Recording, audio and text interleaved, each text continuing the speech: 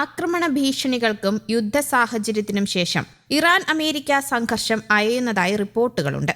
ജനകീയ പ്രക്ഷോഭത്തെ തുടർന്ന് പിടിയിലായവരെ തൂക്കിക്കൊല്ലുന്ന നടപടിയിൽ നിന്ന് ഇറാൻ ഭരണകൂടം പിന്മാറിയതോടെയാണ് മേഖലയിലെ സംഘർഷ സാഹചര്യം കുറഞ്ഞത്.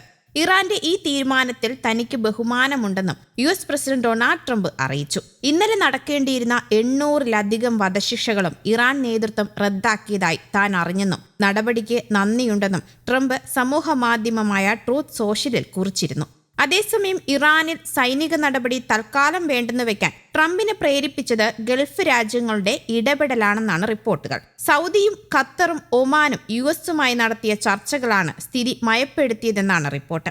ഇറാനെ ആക്രമിച്ചാൽ ഗൾഫ് മേഖലയിൽ കാര്യങ്ങൾ കൈവിട്ടു പോകുമെന്നും ഇത് US-നും ഗുണകരമാവില്ല എന്ന് സൗദിയും ഖത്തറും ട്രംപിനെ ധരിപ്പിച്ചുവെന്നാണ് വിവരം. അതിനിടെ ഇറാൻ പ്രസിഡന്റ് മസൂദ് പെഷഷ്കിയാനുമായും ഇസ്രയേൽ പ്രധാനമന്ത്രി ബെഞ്ചമിൻ നെതന്യാഹുവുമായും റഷ്യൻ പ്രസിഡന്റ് വ്ളാഡിമിർ പുടിൻ ഫോണിൽ വിളിച്ച് സംസാരിച്ചു. പശ്ചിമേഷ്യൻ സംഘർഷത്തിൽ മധ്യസ്ഥത വഹിക്കാനുള്ള സന്നദ്ധത റഷ്യ ഇസ്രയേലിനെ അറിയിച്ചു. ഇറാൻ വിഷയം ചർച്ച ചെയ്യാൻ ഇസ്രയേൽ ചാരസംഘടനയായ മൊസാദിന്റെ മേധാവി ഡേവിസ് ബെർണിയ US-ലെത്തിയതായും റിപ്പോർട്ടുകൾ പുറത്തുവരുന്നുണ്ട്. അതേസമയം ഇറാന്റെ പരമാധികാരത്തെ ബഹുമാനിക്കണമെന്ന് ചൈന അഭിപ്രായപ്പെട്ടു. ചൈനീസ് വിദേശകാര്യമന്ത്രി ഇറാൻ വിദേശകാര്യമന്ത്രിയുമായും സംസാരിച്ചു.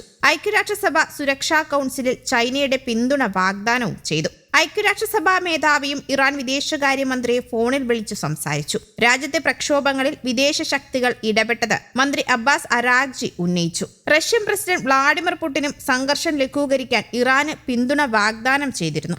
അതേസമയം ഇറാൻ സർക്കാരിലെ ഉന്നതർക്കും സ്ഥാപനങ്ങൾക്കുമെതിരെ അമേരിക്ക സാമ്പത്തിക ഉപരോധം ചുമത്തിയിട്ടുണ്ട്. ആഗോള ബാങ്കിംഗ് സാമ്പത്തിക സംവിധാനങ്ങൾ ഇറാൻ സർക്കാർ സ്ഥാപനങ്ങൾ ഉപയോഗിക്കുന്നത് തടയാനാണ് ഈ നീക്കം. പ്രക്ഷോഭകാരികളെ സഹായിക്കാൻ അമേരിക്ക സൈനികമായി ഇടപെടുകയാണെങ്കിൽ മേഖലയിലെ US സൈനിക താവളങ്ങൾ തകർക്കുമെന്ന് ഇറാൻ നേരത്തെ മുന്നറിയിപ്പ് നൽകിയിരുന്നു. UAE, ഖത്തർ, തുർക്കി, സൗദി അറേബ്യ തുടങ്ങിയ രാജ്യങ്ങൾക്കാണ് ഇറാൻ ഈ മുന്നറിയിപ്പ് നൽകിയത്. ഇറാനിൽ തുടരുന്ന ആഭ്യന്തര പ്രക്ഷോഭങ്ങളും അതിനിടെയുള്ള ഭരണകൂടത്തിന്റെ ക്രൂരമായ അടിച്ചമർത്തലും മൂലം കൊല്ലപ്പെട്ടവരുടെ എണ്ണം 3400 ആണെങ്കിലും ഔദ്യോഗികമായി പുറത്തു വരുന്നതിനേക്കാളേറെ ആളുകൾ കൊല്ലപ്പെട്ടിരിക്കാമെന്നാണ് മനുഷ്യാവകാശ സംഘടനകൾ ആരോപിക്കുന്നത്.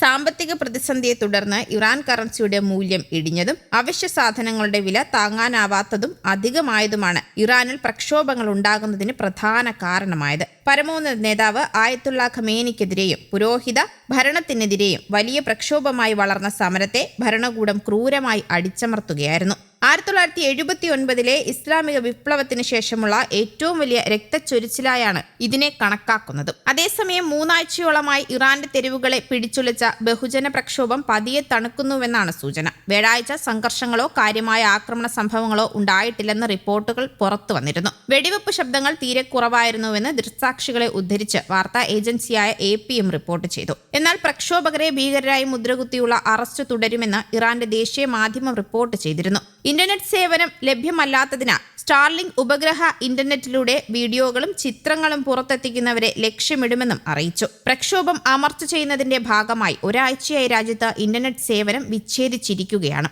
News desk, Kerala Kaumudi.